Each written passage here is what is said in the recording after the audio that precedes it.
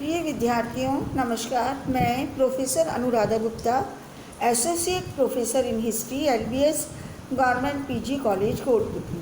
आज के इस लेक्चर में आप सभी का स्वागत है।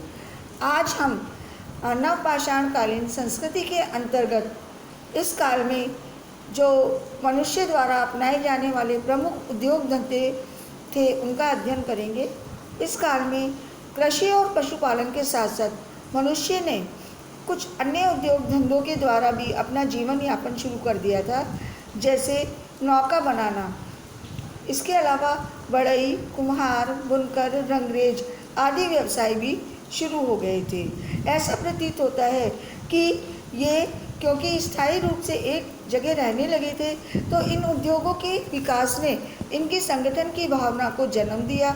संभवतः यहीं से सामुदायिक जीवन का प्रारंभ हुआ। इसके अलावा अगर हम देखें तो भोजन और अग्नि का उपयोग भी इस काल में मनुष्य सीख गया था। इससे पूर्व वह कच्चा भोजन किया करता था, लेकिन इस काल में उसे आग के प्रयोग से वो परिचित हुआ।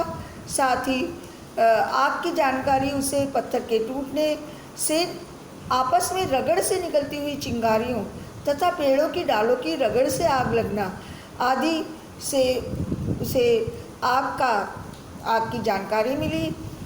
उसने जंगलों में लगने वाली जो आग थी दावानल, उसमें जले भुने जानवरों का जब मांस खाया तो उसका स्वाद उसे अच्छा लगा।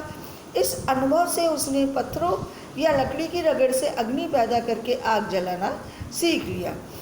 खाद्य पदार्थों में फल, फूल, मांस के अतिरिक्त खेतों में पैदा किया गया अन्न भी उसके भोजन में शामिल था। गाय, भैंस, भेड़, बकरी आदि के पालन से उसे जो दूध मिला, उस दूध से दही बनाना, घी निकालना आदि की कला भी उसने सीख ली। दूध के अतिरिक्त ताड़ी तथा दूसरे पेड़ पौधों से मिलने वाला रस भी उसके पेय पदार्थों में शामिल हो गया। इस काल में अगर हम उसके वस्त्र और आभूषण का अध्ययन करें तो जहाँ पूर्व पाषाण काल में मानव अपने अंतरंग अंगों को ढकने के लिए वृक्षों की छाल और जानवरों की खाल का प्रयोग करता था, लेकिन इस काल में वो कपड़ा बुनने की कला से परिचित हुआ। इस काल में सूती और ऊनी कपड़ों की बुनाई शुरू हुई। कपड़ों को न केवल बुनना बल्कि उन्हें लाल, पीले, हरे और नीले रंग से भी वो रंगा जाने लगा। उसके वस्त्रों में जो प्रमुख वस्त्र थे वो अपने कमर के आधे भाग को कपड़े से लपेट लिया करता था, उसका आधा भाग अपने कंधों पर डाल दिया करता था। पुरुष संभवतः पगड़ी भी सिर पर बांधा करते थे। स्त्रियां एक प्रकार का अधोवस्त्र लहंगे जैसा धारण करती थी। इस काल में बाल संवारने की कला भी विकसित हो गई थी और अपने को सजाने और संवारने के लिए स्त्री तथा पुरुष दोनों आभूषण पहनते थे। आभूषणों में पत्थर, कौड़ी, सीप, हड्डी से बनी हुई मालाएं, बालियां, अंगूठियां, कड़े तथा कंकड़ आदि स्त्री और पुरुष दोनों धारण किया करते थे। इस काल की प्रमुख विशेषता यह भी है कि इस काल में मनुष्य समुदाय बनाकर रहने लगा था।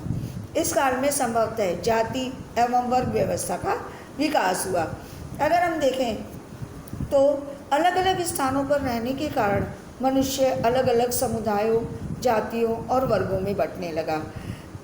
नदियों, झीलों के किनारे, वन, मैदान, पर्वत, रेगिस्तान आदि अलग अलग स्थानों पर रहने वाले मानवों का रहन सहन का तरीका और उनके रीति रिवाज भी भिन्न थे। संभवतः इसी कारण वर्ग व्यवस्था और जाति प्रथा का प्रारंभ हुआ। इस काल में मनुष्यों ने अपने रहन सहन में जो एक बड़ा परिवर्तन किया वो यह था कि मनुष्य एक स्थान से दूसरे स्थान पर जो भ्रमण किया करता था, उसने अपनी इस भ्रमणशील प्रवृत्ति को त्याग दिया और अपने समुदाय में, अपनी जाति में रहकर ही वो जीवन यापन करने लगा। इस प्रकार इस काल में समुदाय व्यवस्था, जाति व्यवस्था और वर्ग व्यवस्था का विकास हुआ। धन्यवाद।